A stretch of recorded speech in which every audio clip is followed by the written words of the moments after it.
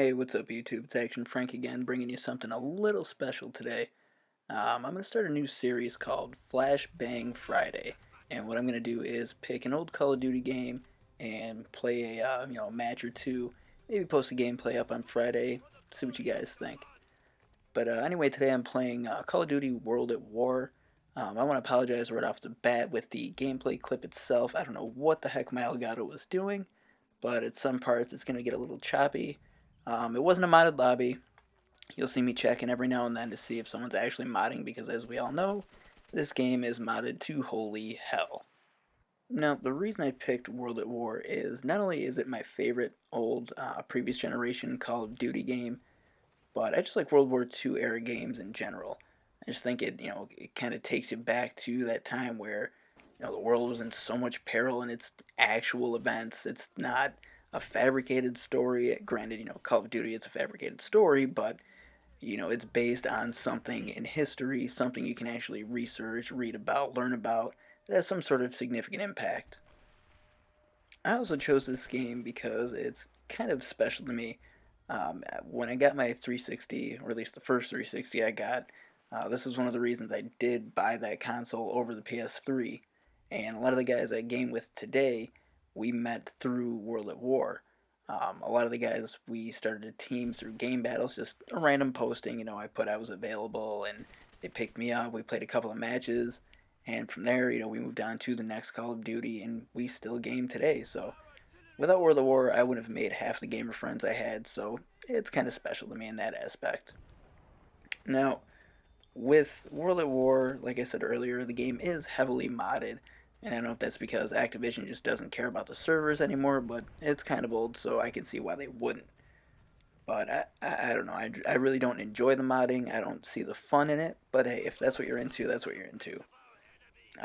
With this gameplay as well, as you're going to see, I'm not that accurate. I'm not that great. I do wind up going positive, albeit not very positive, but positive enough. And I kind of chalk that up to, A, being so used to the Xbox One controller and having to go back to the 360. Slightly different, but different enough to have a little bit of effect. But also with this one, the MP40 not having a grip, with all that recoil, that thing is just bouncing around. So I have no aim whatsoever. Another reason I chose World at War is because of the next coming Call of Duty game, which, we're probably going to see in November, and Treyarch is taking the helm of that one. And with Treyarch, I kind of hope, instead of going with another Advanced Warfare thing or something futuristic, that they take it back to the roots of Call of Duty. Get it back to the World War style gameplay, or the maps, or get the feel of the old gritty, down in the trenches, dirty kind of gameplay. Add more vehicles. That's one thing I kind of wish they kept with Call of Duty. And I'm pretty sure World at War was the last time you saw vehicles. Tanks, that's really all they had, but, with Battlefield pushing the limit with airplanes, helicopters, tanks, ATVs, I'd like to see Activision or Treyarch kind of throw that in the next Call of Duty, and that's why I like to see them go with the World War era kind of gameplay. There's a lot of different aircrafts they could throw in there. They could bring back tanks if they wanted to. I think that'd be kind of cool to throw it back to that. Give us another added dynamic in multiplayer. Another thing I'd like to see them do would be to simplify the score streaks or kill streaks if they want to go that route.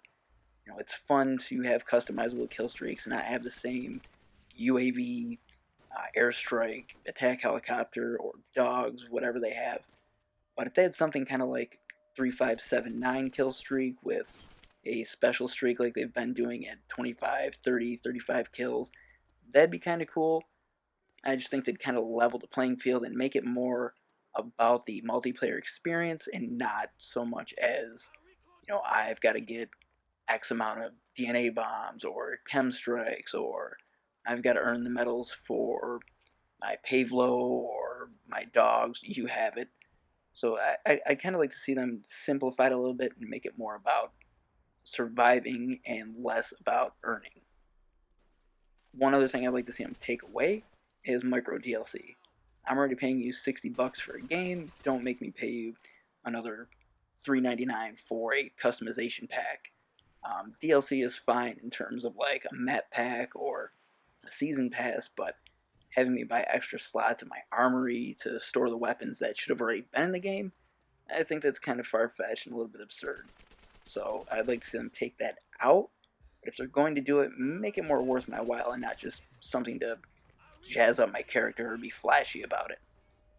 Alright, so I think we're getting close to the end of the gameplay here. So what I'd like to know is, what do you guys think? What do you want to see from the next Call of Duty? Do you want to see it sticking with the advanced warfare or the futuristic gameplay?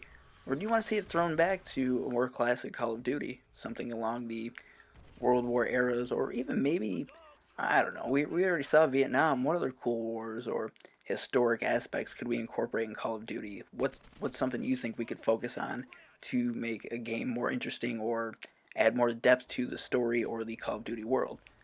Leave a comment below if you enjoyed the video, if you're having fun on the channel. Give it a thumbs up, maybe hit subscribe. If you do stay up late like I do stream on Twitch Monday through Friday, 10 p.m. Pacific, 1 a.m. Eastern, and sometimes you can catch me on the weekends, usually around 2 p.m. in the afternoon. That's Saturdays, Sundays, Eastern Time. And you can catch the stream over at twitch.tv/ActionFrank315. If you want to stay up to date or shoot me a message off of the Twitch or the YouTube, I'm also on Twitter at ActionFrank315. So again, thanks for your time, thanks for watching, like, subscribe, comment, all that good stuff, and I will see you next time.